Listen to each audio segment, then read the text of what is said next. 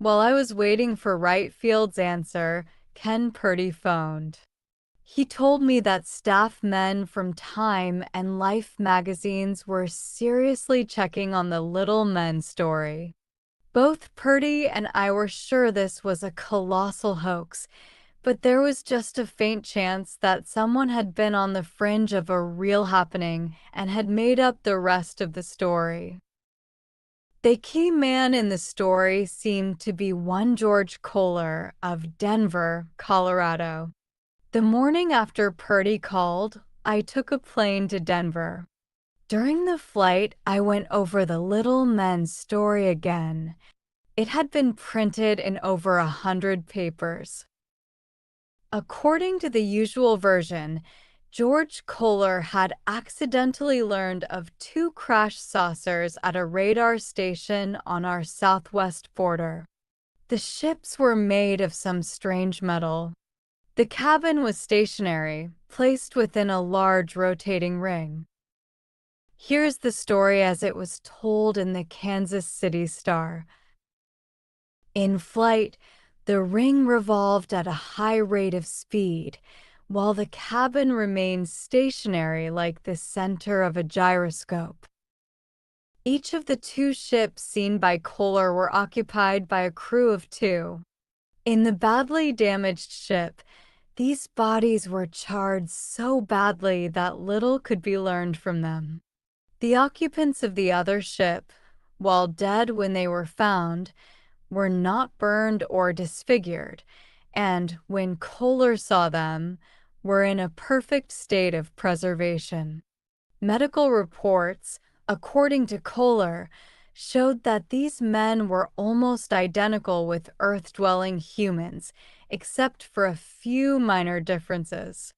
They were of a uniform height of 3 feet, were uniformly blonde, beardless, and their teeth were completely free of fillings or cavities.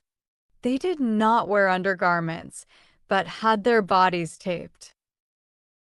The ship seemed to be magnetically controlled and powered. In addition to a piece of metal, Kohler had a clock or automatic calendar taken from one of the crafts.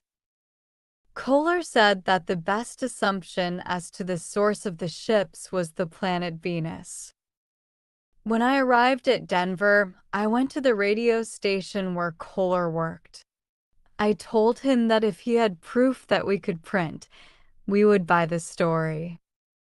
As the first substantial proof, I asked to see the piece of strange metal he was supposed to have. Kohler said it had been sent to another city to be analyzed. I asked to see pictures of the crash saucers. These, too, proved to be somewhere else. So did the queer space clock that Kohler was said to have. By this time, I was sure it was all a gag. I had the feeling that Kohler, back of his manner of seeming indignation at my demands, was hugely enjoying himself. I cut the interview short and called Ken Purdy in New York. "Well, thank God that's laid to rest," he said when I told him. But even though the Little Men's story had turned out as expected, a dud, Kohler had done me a good turn. An old friend, William E. Barrett, well-known fiction writer, now lived in Denver. Thanks to Kohler's gag, I had a pleasant visit with Bill and his family. On the trip back, I bought a paper at the Chicago airport. On an inside page, I ran across Kohler's name. According to the AP, he had just admitted the whole thing was a big joke. But in spite of this, the Little Men story goes on and on. Apparently not even Kohler can stop it now. Chapter 19. For 2 weeks after my return to Washington, General Sari Smith held off a final answer about my trip to Wright Field.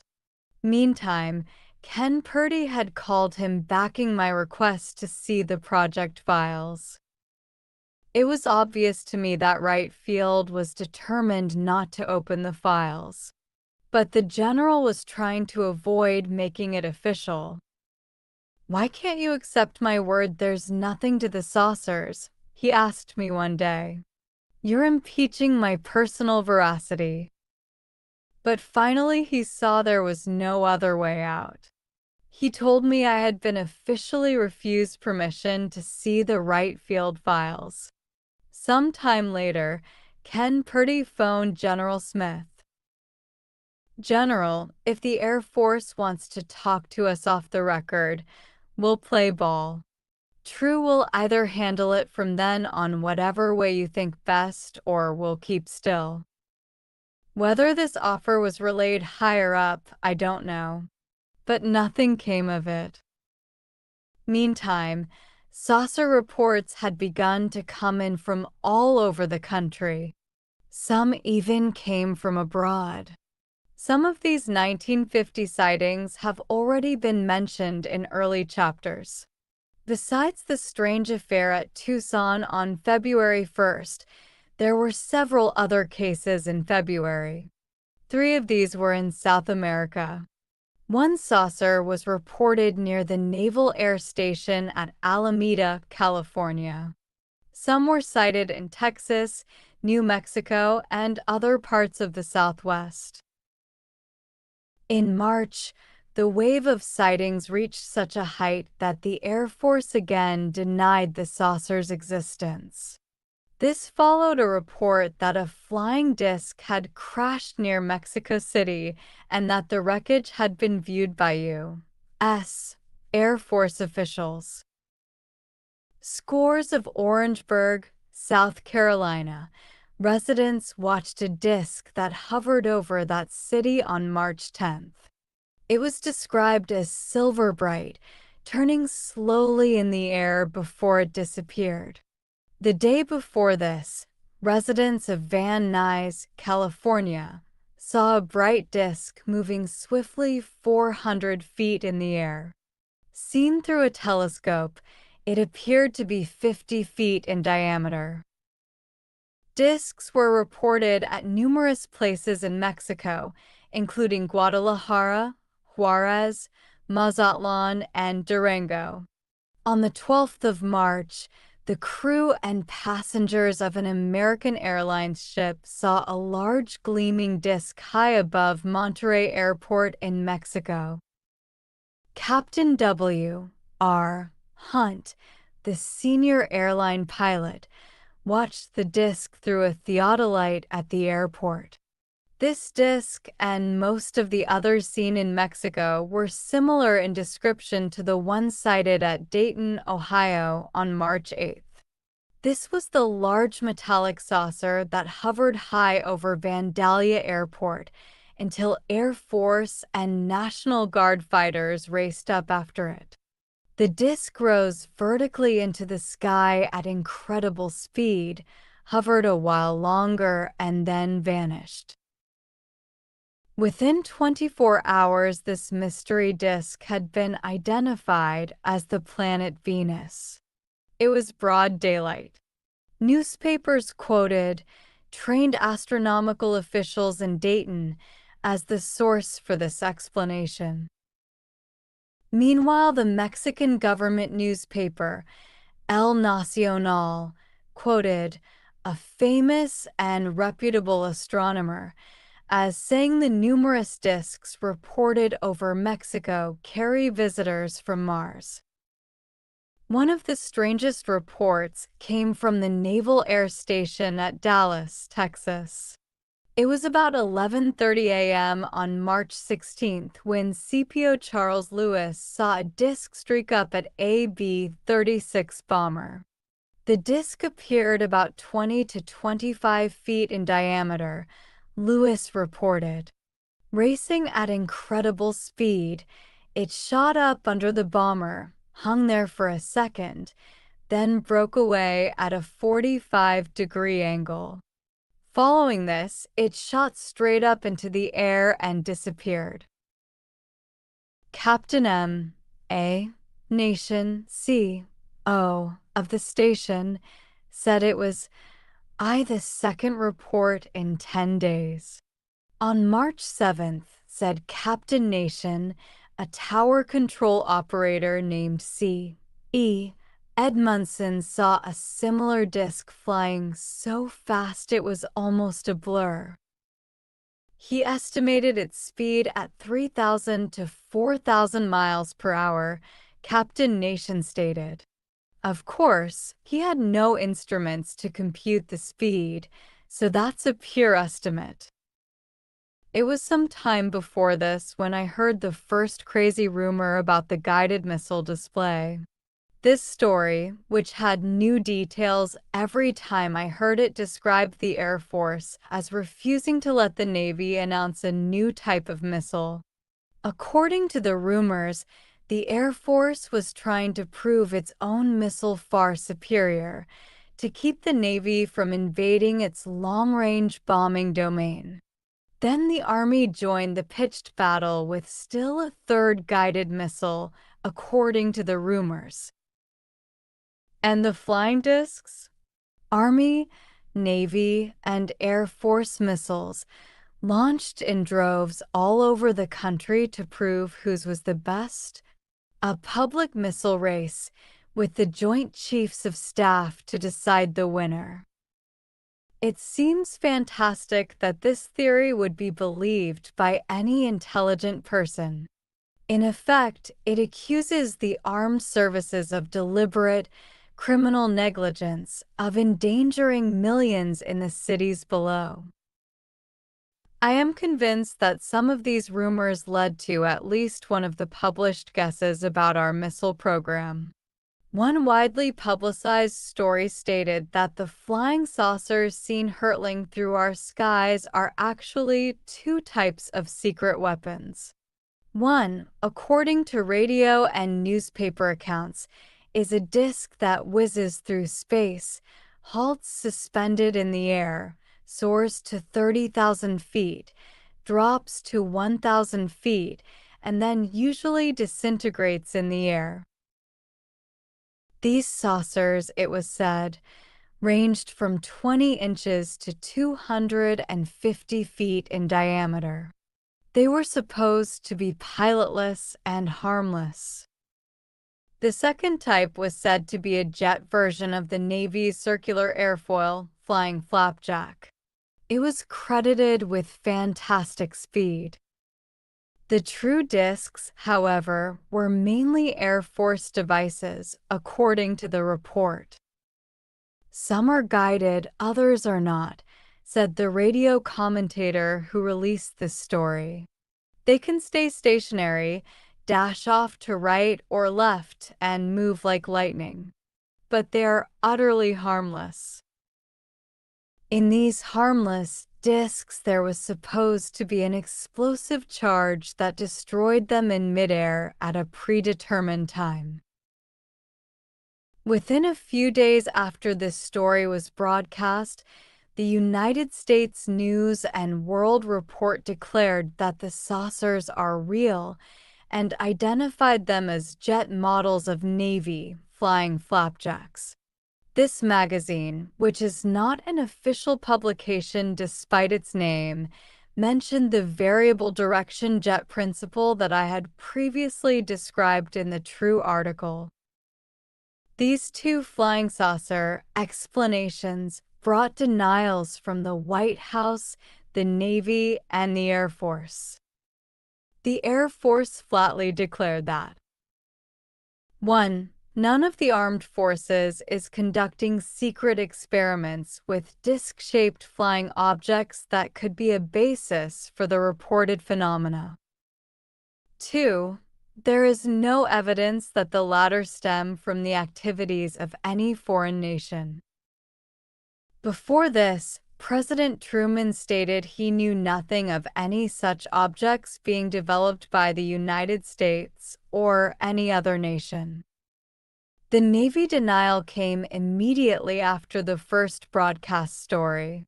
It ran, "The Navy is not engaged in research or in flying any jet-powered, circular-shaped aircraft." The Navy added that one model of a pancake-shaped aircraft, called the Zimmermann Skimmer, was built but was never flown. However, a small, 3,000-pound scale model did fly and was under radio control during flight. This last device is now being rumored as the Navy's unpiloted missile, said to have been launched over the country like the so-called harmless discs. Even though all these accounts have been officially denied, many Americans may still believe they are true. I have no desire to criticize the authors of these stories. I believe that in following up certain guided missile leads, they were misled into accepting the conclusions they gave.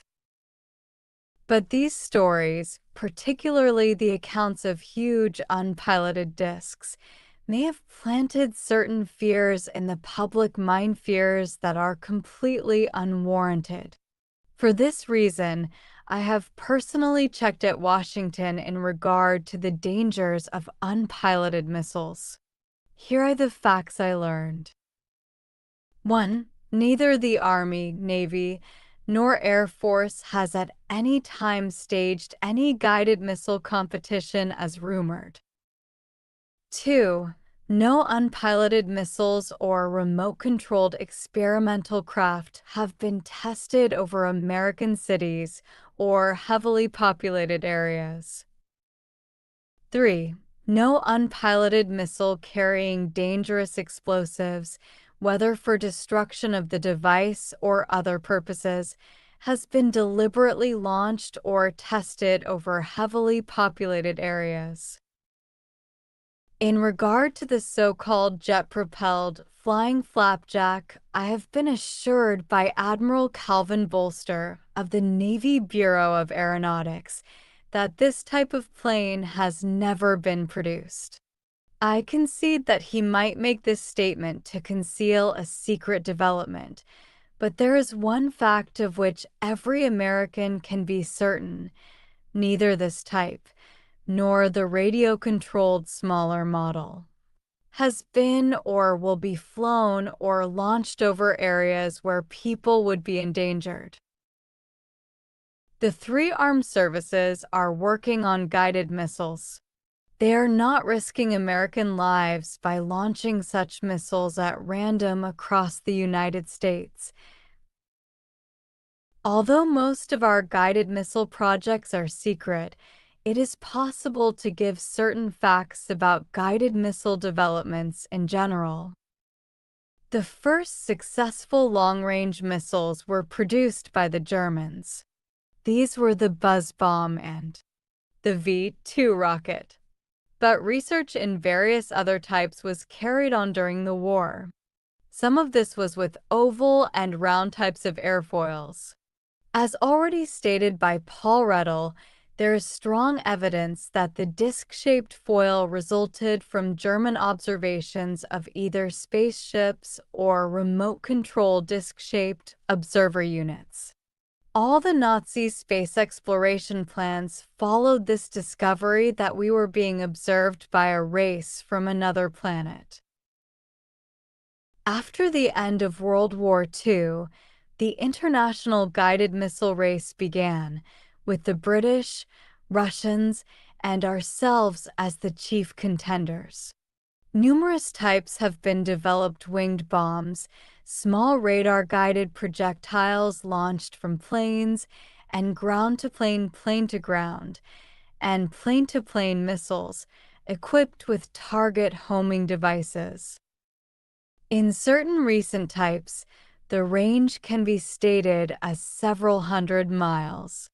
So far as I have learned, after weeks of rechecking this point, not a single long-range missile has been identified as Russian.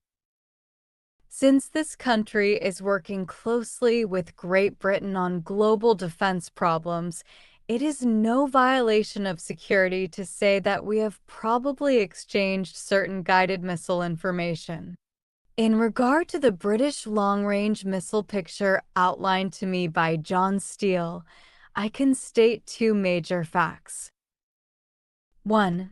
The British have categorically denied testing such long-range missiles over American territory where they might endanger American citizens. There is convincing evidence that they are telling the truth. 2. There is no British missile now built or planned that could explain the objects seen by Captain Mantell, Childs, and Whitted, and witnesses in most of the major sightings. The preceding statement applies equally to American-built missiles. There is no experimental craft or guided missile even remotely considered in this country that would begin to approach the dimensions and performance of the spaceships seen in these cases. There is concrete evidence that the United States is as well advanced as any other nation in guided missile development. Certain recent advances should place us in the lead, unless confidential reports on Soviet progress are completely wrong.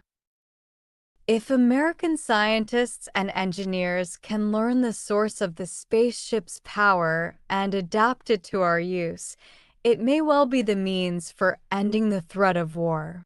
The Soviet scientists are well aware of this.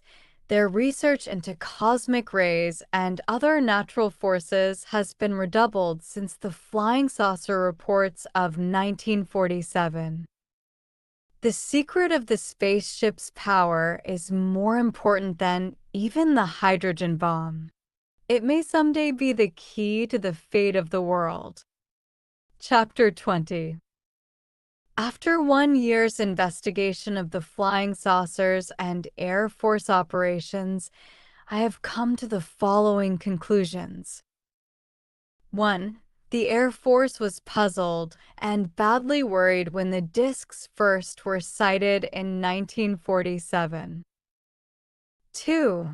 The Air Force began to suspect the truth soon after Mantell's death, perhaps even before. 3. Project Saucer was set up to investigate and at the same time conceal from the public the truth about the saucers. 4. During the spring of 1949, this policy, which had been strictly maintained by Forrestal, underwent an abrupt change. On top-level orders, it was decided to let the facts gradually leak out in order to prepare the American people. 5.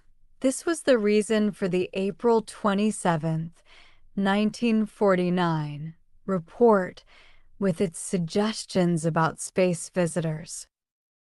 6. While I was preparing the article for the January 1950 issue of True, it had been considered in line with the general education program. But the unexpected public reaction was mistaken by the Air Force for hysteria, resulting in their hasty denial that the saucers existed.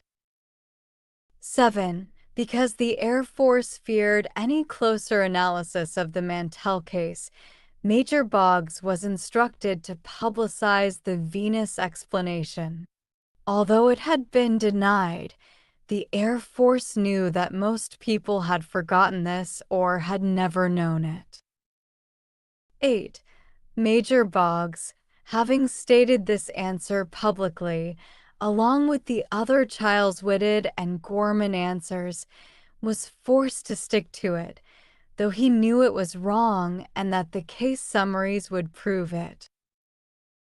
9. The case summaries were released to a small number of Washington newsmen to continue planting the space travel thought, this decision being made after True's reception proved to the Air Force that the public was better prepared than had been thought. In regard to the flying saucers themselves, I believe that in the majority of cases, spaceships are the answer. 1. The Earth has been under periodic observation from another planet or other planets for at least 2 centuries. 2. This observation suddenly increased in 1947, following The series of A-bomb explosions begun in 1945. 3. The observation, now intermittent, is part of a long-range survey and will continue indefinitely. No immediate attempt to contact the Earth seems evident. There may be some unknown block to making contact, but it is more probable that the spacemen's plans are not complete. I believe that the Air Force is still investigating the saucer sightings, either through the Air Material Command or some other headquarters. It is possible that some Air Force officials still fear a panic when the truth is officially revealed. In that case, we may continue for a long time to see routine denials alternating with new suggestions of interplanetary travel. The education problem is complicated by two imperative needs.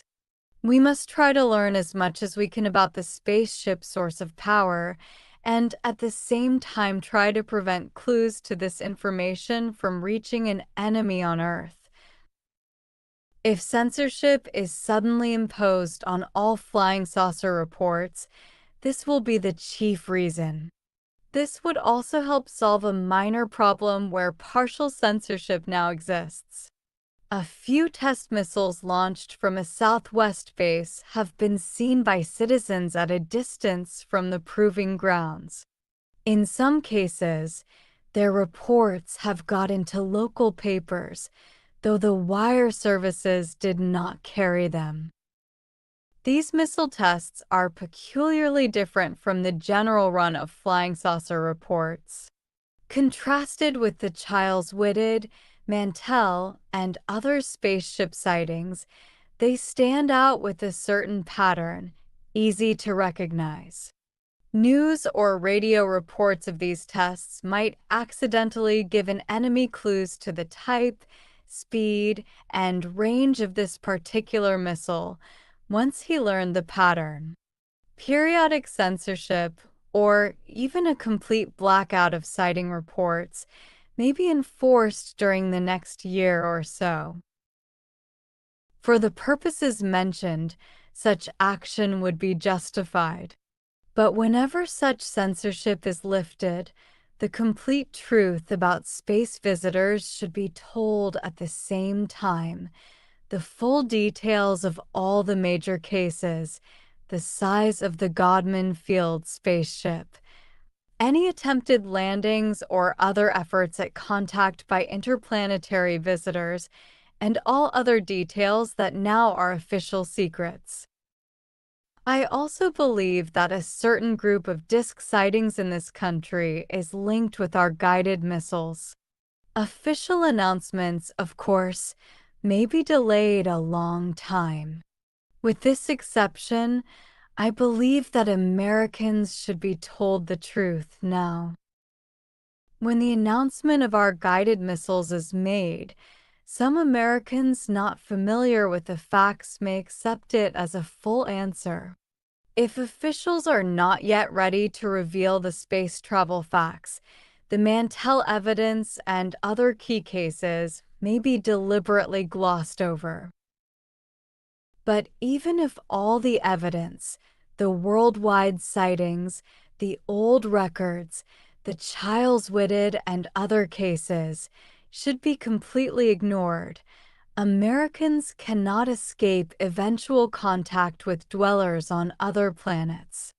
Even though space visitors never attempt contact with us, sooner or later Earthlings will be traveling to distant planets, planets that scientists have said are almost surely inhabited. The American people have proved their ability to take incredible things. We have survived the stunning impact of the atomic age. We should be able to take the interplanetary age, when it comes, without hysteria. End of the Project Gutenberg ebook The Flying Saucers Are Real. Updated editions will replace the previous one. The old editions will be renamed. Creating the works from print editions not protected by U.S. copyright law means that no one owns a United States copyright in these works, so the foundation and you can copy and distribute it in the United States without permission and without paying copyright royalties. Special rules, set forth in the General Terms of Use part of this license, apply to copying and distributing Project Gutenberg electronic works to protect the Project Gutenberg concept and trademark. Project Gutenberg is a registered trademark and may not be used if you charge for an ebook, except by following the terms of the trademark license, including paying royalties for use of the Project Gutenberg trademark. If you do not charge anything for copies of this ebook, complying with the trademark license is very easy. You may use this ebook for nearly any purpose, such as creation of derivative works, reports, performances, and research. Project Gutenberg ebooks may be modified and printed and given away. You may do practically anything in the United States with ebooks not protected by U.S. copyright law. Redistribution is subject to the trademark license, especially commercial redistribution. Start full license. The full Project Gutenberg license.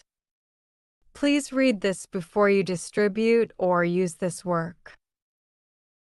To protect the Project Gutenberg mission of promoting the free distribution of electronic works by using or distributing this work or any other work associated in any way with the phrase Project Gutenberg, you agree to comply with all the terms of the full Project Gutenberg license available with this file or online at www.gutenberg.org/license. Section 1. General Terms of Use and Redistributing Project Gutenberg Electronic Works. 1.a. By reading or using any part of this Project Gutenberg electronic work, you indicate that you have read, understand, agree to, and accept all the terms of this license and intellectual property, trademark/copyright, agreement. If you do not agree to abide by all the terms of this agreement, you must cease using and return or destroy all copies of Project Gutenberg electronic works in your possession. If you paid a fee for obtaining a copy of or access to a Project Gutenberg electronic work and you do not agree to be bound by the terms of this agreement, you may obtain a refund from the person or entity to whom you paid the fee as set forth in paragraph 1. E.8. 1.b. Project Gutenberg is a registered trademark. It may only be used on or associated in any way with an electronic work by people who agree to be bound by the terms of this agreement. There are a few things that you can do with most Project Gutenberg electronic works even without complying with the full terms of this agreement. See paragraph 1. See below. There are a lot of things you can do with Project Gutenberg electronic works if you follow the terms of this agreement and help preserve free future access to Project Gutenberg electronic works. See paragraph 1. E below. 1.c. The Project Gutenberg Literary Archive Foundation, the Foundation, or PGLAF, owns a compilation copyright in the collection of Project Gutenberg electronic works. Nearly all the individual works in the collection are in the public domain in the United States. If an individual work is unprotected by copyright law in the United States, and you are located in the United States, we do not claim a right to prevent you from copying, distributing, performing, displaying or creating derivative works based on the work as long as all references to Project Gutenberg are removed. Of course, we hope that you will support the Project Gutenberg mission of promoting free access to electronic works by freely sharing Project Gutenberg works in compliance with the terms of this agreement for keeping the Project Gutenberg name associated with the work. You can easily comply with the terms of this agreement by keeping this work in the same format with its attached full Project Gutenberg license when you share it without charge with others. 1.d. The copyright laws of the place where you are located also govern what you can do with this work. Copyright laws in most countries are in a constant state of change. If you are outside the United States, check the laws of your country in addition to the terms of this agreement before downloading, copying, displaying, performing, distributing, or creating derivative works based on this work or any other Project Gutenberg work. The Foundation makes no representations concerning the copyright status of any work in any country other than the United States. 1.e. Unless you have removed all references to Project Gutenberg. 1.e.1. The following sentence, with active links to or other immediate access to the full Project Gutenberg license must appear prominently whenever any copy of a Project Gutenberg work, any work on which the phrase Project Gutenberg appears, or with which the phrase Project Gutenberg is associated, is accessed, displayed, performed, viewed, copied, or distributed. This ebook is for the use of anyone anywhere in the United States and most other parts of the world at no cost and with almost no restrictions whatsoever.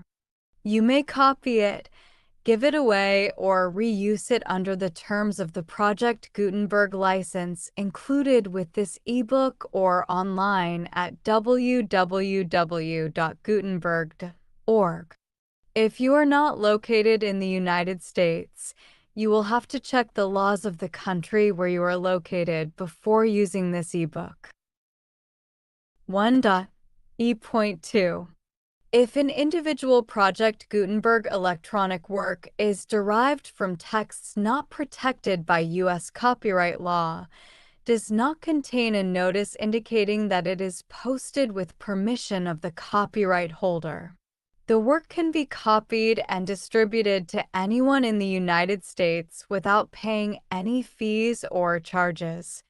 If you are redistributing or providing access to a work with the phrase Project Gutenberg associated with or appearing on the work, you must comply either with the requirements of paragraphs 1, e.1 through 1, e.7, or obtain permission for the use of the work and the Project Gutenberg trademark as set forth in paragraphs 1, e.8, or 1, e.9. 1.e.3. If an individual Project Gutenberg electronic work is posted with the permission of the copyright holder, your use and distribution must comply with both paragraphs 1, e.1 through 1, e.7, and any additional terms imposed by the copyright holder. Additional terms will be linked to the Project Gutenberg license for all works posted with the permission of the copyright holder found at the beginning of this work. 1.e.4. Do not unlink or detach or remove the full Project Gutenberg license terms from this work or any files containing a part of this work or any other work associated with Project Gutenberg. 1.e.5. Do not copy, display, perform, distribute, or redistribute this electronic work or any part of this electronic work, without prominently displaying the sentence set forth in paragraph 1. E.1 with active links or immediate access to the full terms of the Project Gutenberg license. 1.E.6. You may convert to and distribute this work in any binary, compressed, marked up, non-proprietary, or proprietary form, including any word processing or hypertext form.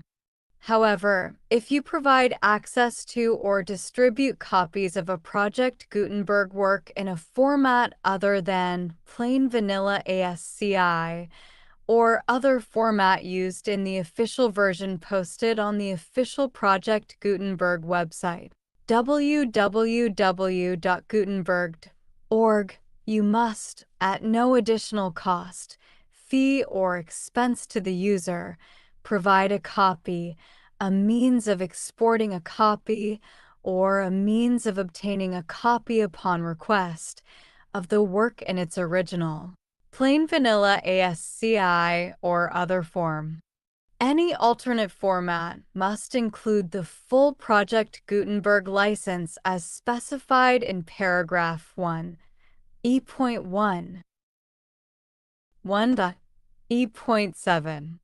Do not charge a fee for access to, viewing, displaying, performing, copying, or distributing any Project Gutenberg works unless you comply with paragraph 1, E.8 or 1, E.9. 1.E.8. You may charge a reasonable fee for copies of or providing access to or distributing Project Gutenberg electronic works provided that you pay a royalty fee of 20% of the gross profits you derive from the use of Project Gutenberg works calculated using the method you already use to calculate your applicable taxes. The fee is owed to the owner of the Project Gutenberg trademark, but he has agreed to donate royalties under this paragraph to the Project Gutenberg Literary Archive Foundation. Royalty payments must be paid within 60 days following each date on which you prepare, or are legally required to prepare, your periodic tax returns. Royalty payments should be clearly marked as such and sent to the Project Gutenberg Literary Archive Foundation at the address specified in Section 4, Information about donations to the Project Gutenberg Literary Archive Foundation. You provide a full refund of any money paid by a user who notifies you in writing or by email within 30 days of receipt that she does not agree to the terms of the full Project Gutenberg license. You must require such a user to return or destroy all copies of the works possessed in a physical medium and discontinue all use of and all access to other copies of Project Gutenberg works. You provide, in accordance with paragraph 1, F.3, a full refund of any money paid for a work or a replacement copy if a defect in the electronic work is discovered and reported to you within 90 days of receipt of the work. You comply with all other terms of this agreement for free distribution of Project Gutenberg works. 1.E.9. If you wish to charge a fee or distribute a Project Gutenberg electronic work or group of works on different terms than are set forth in this agreement, you must obtain permission in writing from the Project Gutenberg Literary Archive Foundation, the manager of the Project Gutenberg trademark. Contact the Foundation as set forth in Section 3 below. 1.F. 1.F.1. Project Gutenberg volunteers and employees expend considerable effort to identify, do copyright research on, transcribe and proofread works not protected by U.S. copyright law in creating the Project Gutenberg collection. Despite these efforts, Project Gutenberg electronic works and the medium on which they may be stored may contain defects such as, but not limited to, incomplete, inaccurate, or corrupt data, transcription errors, a copyright or other intellectual property infringement, a defective or damaged disk or other medium, a computer virus, or computer codes that damage or cannot be read by your equipment. 1.f.2 Limited warranty, disclaimer of damages, except for the right of replacement or refund, described in paragraph 1, F.3, the Project Gutenberg Literary Archive Foundation, the owner of the Project Gutenberg trademark, and any other party distributing a Project Gutenberg electronic work under this agreement, disclaim all liability to you for damages, costs, and expenses, including legal fees. You agree that you have no remedies for negligence, strict liability, breach of warranty, or breach of contract except those provided in paragraph 1, F.3. You agree that the foundation, the trademark owner, and any distributor under this agreement will not be liable to you for actual, direct, indirect, consequential, punitive, or incidental damages, even if you give notice of the possibility of such damage.